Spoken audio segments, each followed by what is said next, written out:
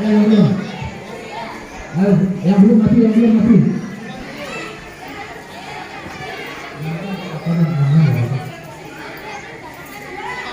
Ayo semua, ayo biar merasakan semua, ayo.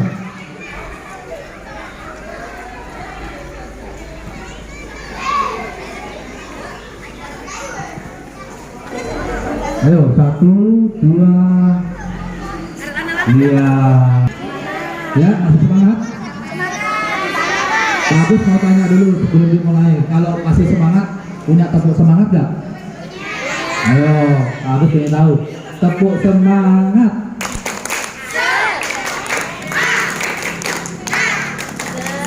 Semangat. Dua TK Perwanida 3 ya. Sama MC Alpala. Oh sama banyak TK jadi lupa Bu. Setiap hari ada TK bingung. Ya, selamat datang adik-adik. Ya, saya ucapkan selamat datang sekali lagi di kantor Dinas Pemadam Kebakaran dan Penyelamatan Kabupaten Banyuwangi. Ya, nanti di sini adik-adik akan kita ajarkan, kita beritahu tentang apa saja tugas-tugas, dan nanti adik-adik juga akan kita kenalkan dengan alat-alat Bapak petugas pemadam kebakaran. Ya. Nah, di sini adik-adik, mungkin adik-adik sebelum datang di kantor pemadam kebakaran, taunya mungkin pemadam itu tugasnya hanya memadamkan api, padahal pemadam kebakaran itu tugasnya sangat banyak, melebihi dari memadamkan api.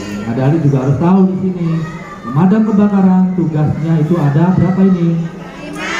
5. Ada 5. Yang pertama, ingat-ingat, adik-adik ini daya ingatnya tajam ya. Yang pertama adalah tugas dari Bapak pemadam kebakaran itu adalah yang pertama, pencegahan dan pengendalian kebakaran. Ya betul. Jadi di kantor pemadam kebakaran ini adik-adik ada 2 bidang ya, ada 2 bidang ya, ibu-ibu. Pemadam kebakaran di Banyuwangi punya 2 bidang, yaitu bidang pemadaman dan penyelamatan. Kemudian yang kedua adalah bidang pencegahan. Kalau untuk di operasional itu masuk ke bidang pemadaman. Ya. Kemudian adik-adik tugas dari Bapak pemadam kebakaran yang kedua adalah memadamkan api apabila terjadi apa? Kebakaran yang kedua. Kemudian yang ketiga adalah penanganan kebakaran bahan berbahaya dan beracun atau B3. Nah, bahan berbahaya dan beracun. Kemudian yang keempat adalah pemberdayaan masyarakat tentang penanggulangan kebakaran. Itu masuk ke bidang pencegahan ya. Masuk ke bidang pencegahan. Kayak ini edukasi, ini masuk ke bidang pencegahan. Kemudian yang terakhir adik-adik, tugas dari pemadam kebakaran yang terakhir adalah penyelamatan. Contoh, semua yang membutuhkan penyelamatan atau pertolongan ya. Yang pertama adalah penyelamatan manusia, binatang dan benda ya. Jadi misalkan contoh, adik-adik punya kucing kesayangan enggak? Ada. Misalkan ini tapi ya, misalkan kucingnya jatuh ke sumur atau ke parit atau ke sungai atau masuk dam kecil, nggak bisa ngambil. Adik-adik butuh bantuan nggak? Butuh ya, butuh bantuan. Kalau butuh bantuan telepon kemana? Pemadam kebakaran ya. Nomor dari Dinas Pemadam Kebakaran untuk emergency call itu yang ada di mobil warna merah itu. Nomornya adalah 422113. Jadi misalkan butuh pertolongan, adik-adik, ibu-ibu bisa telepon ke nomor 422113. Di masyarakat tidak dipungut biaya alias gratis ya. Tepuk tangan buat Dinas Pemadam Kebakaran ya. Jadi nggak dipungut biaya, ibu-ibu, gratis. Boten usah sungkan, boten usah takut. Ada kejadian kebakaran ataupun penyelamatan, itu langsung telepon mawon. Misalkan nggak harus jenengan yang mengalami, paling tidak jenengan bisa membantu korban atau telepon ke petugas pemadam kebakaran. Yang pertama telepon nomornya 422 sebutkan nama jenengan. Yang kedua sebutkan kejadiannya. Yang ketiga alamat lengkap, ya. Jadi nomor ini tidak boleh dibuat mainan, ya. Kalau dibuat mainan nanti akan mendapatkan sanksi, nggak boleh, ya. Bagaimana apabila terjadi suatu kebakaran di rumah, ya? Langkah-langkah apa yang harus diperhatikan, ya? Yang pertama, adik-adik jangan sekali-sekali memadamkan api apabila api itu sudah menjadi besar, nggak boleh, ya. Nggak boleh. Langkah yang pertama adik-adik harus keluar dan minta bantuan atau pertolongan warga sekitar, karena adik-adik masih misalkan namanya katanya keluar, misalkan itu nggak boleh adik-adik memadamkan sendiri, nggak boleh, ya, kalau nanti jadi acaranya, ya. Nah, kemudian pastikan penyelamatan jiwa nomor 1. Jadi nggak boleh misalkan ada kebakaran, adik-adik pas bangun tidur rumahnya terbakar misalkan, itu nggak boleh mencari-cari barang berharga misalkan, nggak boleh. Ini biasanya ibu-ibu, ya, biasanya bilangku mau nggak ada tinggi, sertifikatku BPKB, ya, nggak boleh. Harus menyelamatkan diri dulu, minta bantuan ke tetangga atau warga sekitar, ya. Paham ya tadi, ya? Jadi itu langkah. Terus nggak boleh mencari-cari barang berharga tadi, ya, sudah dijelaskan, ya. Ya. Kemudian adik-adik juga tahu faktor-faktor dari penyebab kebakaran.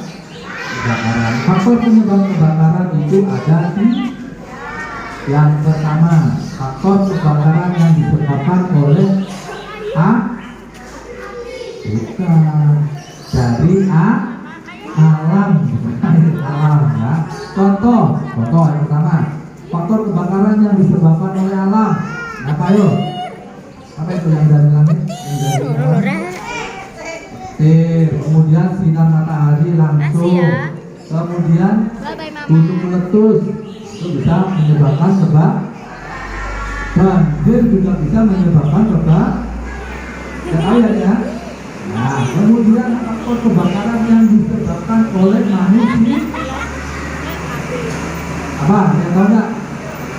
Faktor kebakaran yang disebabkan oleh manusia apa? Bermain korek api tanpa pendampingan orang tua. Nggak boleh, ya, sana, ya. Main petasan nggak boleh. Bermain lilin juga tidak boleh karena itu bisa menyebabkan. Jadi, ya, nggak boleh, ya. Nggak boleh bakar sampah sembarang. Itu faktor dari manusia. Sekarang yang terakhir, faktor kebakaran yang disebabkan oleh binatang. Yang tahu, ayo Mbak Cantik, kamu datang apa? Jadi, ya. Oh, ayo. Siapa namanya? Mbak Elsa. Oh, Mbak Salsa, ayo, Mbak Salsa cantik, ya. Namanya siapa dulu? Penyebab kebakaran yang disebabkan oleh binatang, Mbak Salsa, ayo. Tikus katanya, pintar, tepuk tangan buat Mbak Salsa. Ya, pintar-pintar, ya, kita berwanita, ya. Yaudah. Kemudian adik-adik juga harus tahu. Nah, ini yang warna merah ini apa namanya? Ya, tahu nggak? Gas, bukan. Gas itu gas LPG untuk memasak makanan, ya. Yang warna merah ini namanya adalah, nah, namanya ini adalah ampar. Apa tadi? Ada yang tahu artinya enggak? Tahu enggak? Belum? Ayo bareng-bareng belajar bareng. Apa ada artinya? A. Alat. P. Pemadam. A. Api. R. Ringan. Ayo bareng-bareng. 1, 2, 3. Alat pemadam api ringan. Menggunakan lagi dua terlalu dari kita. Apar ini adik-adik juga harus tahu isinya apar, ya. Adik-adik juga harus tahu isinya apar. Isi apar ini ada berapa ini? 5. Ada 5. Isi apa ini? Yang pertama isinya adalah A. Nah, satu kanasa. Yang pertama adalah air. Kemudian yang kedua adalah busa. Boleh terus ada lagi. Baru 2. Bukan air, busa, sabun. Ya tadi busa tadi itu. Sabun, ya apa-apa. Yang penting diberani. Oksigen dulu masih. Yang ketiga adalah karbon dioksida. Kemudian selanjutnya yaitu isinya adalah DCP. DCP itu dry chemical powder atau bahasa dari serbuk pemadam kebakaran. Yang terakhir adalah halun. Apa? Nah, tahu ya, sini ada berapa tadi? 5. 5. Adik-adik pernah tahu alat ini ada di mana? Swalayan. Boleh terus di mana lagi? Mall. Di mall. Sering ngajak ke mall namanya ya. Terus ada lagi di mana? Puskesmas. Puskesmas boleh. Terus rumah sakit. Terus semua tempat yang bersifat umum itu diwajibkan atau dianjurkan ada Apar. bukan api. Ada. Sudah ya tahu ya? Apa? Kemudian isi apa sudah tahu. Sekarang adik-adik kita kenalkan dengan alat-alat pelindung diri petugas pemadam kebakaran. Yang pertama, nah ini, yang warna merah ini, apa namanya? Ayo. Helm. Helm apa? Nggak boleh helm kebakaran. Helm pemadam kebakaran. Kalau helm kebakaran ini helmnya habis terbakar ya. Harus bisa bedakan ya. Ya udah. Alat ini fungsinya buat apa? Ada yang tahu nggak? Melindungi kepala. Ya. Ini BK, MI ya. Udah. Ayo, sudah tahu ya fungsinya ya. Udah. Kemudian, nah ini kita kenalkan.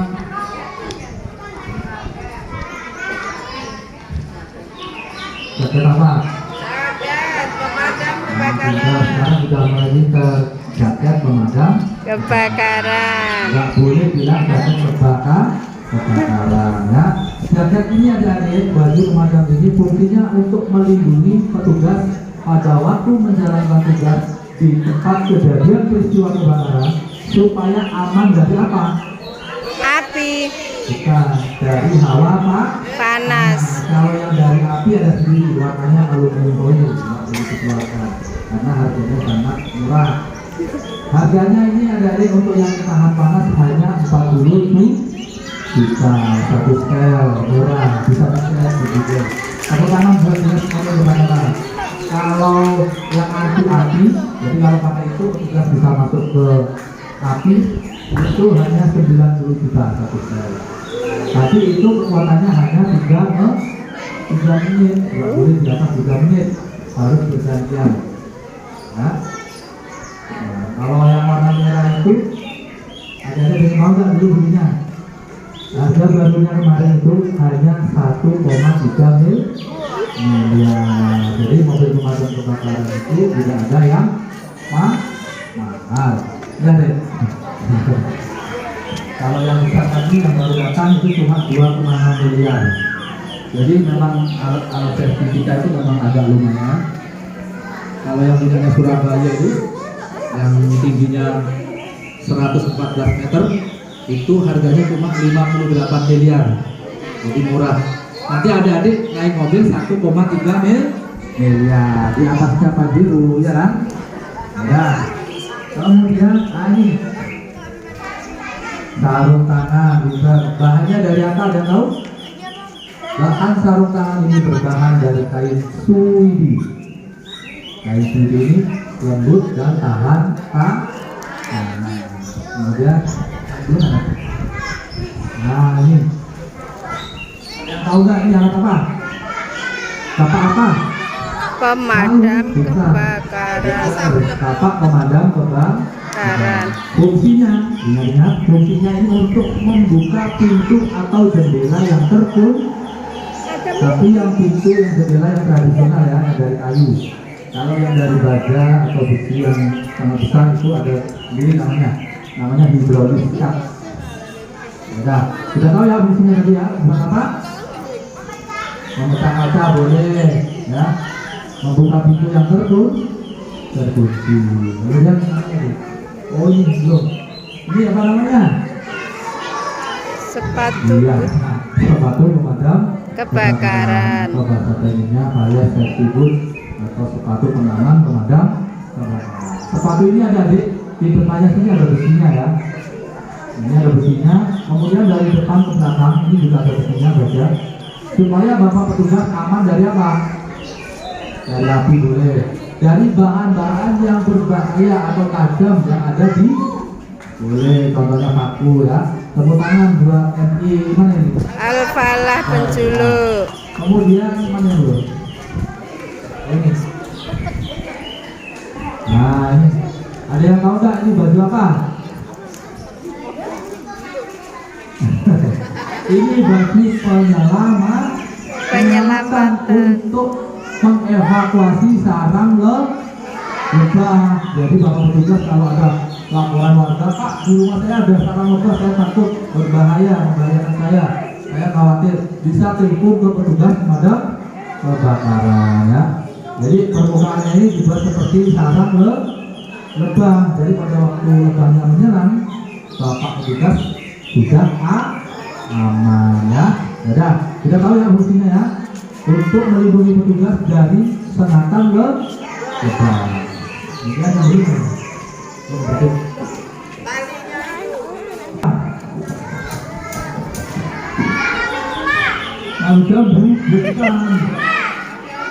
penjahit itu tepuk tangan buat wanita juga pinter. Nah, jadi ada sudah tahu alat ini namanya alat penjepit ular ya. Mana dia? Nah ini ada yang tahu nggak apa namanya? Apa? Alat ini ada deh, namanya pengaman. Pengaman apa namanya? Ya boleh. Yang penting berani. Alat ini namanya adalah full body harness. Apa? Jadi alat ini ada digunakan untuk mengevakuasi korban atau binatang atau benda yang ada di mana?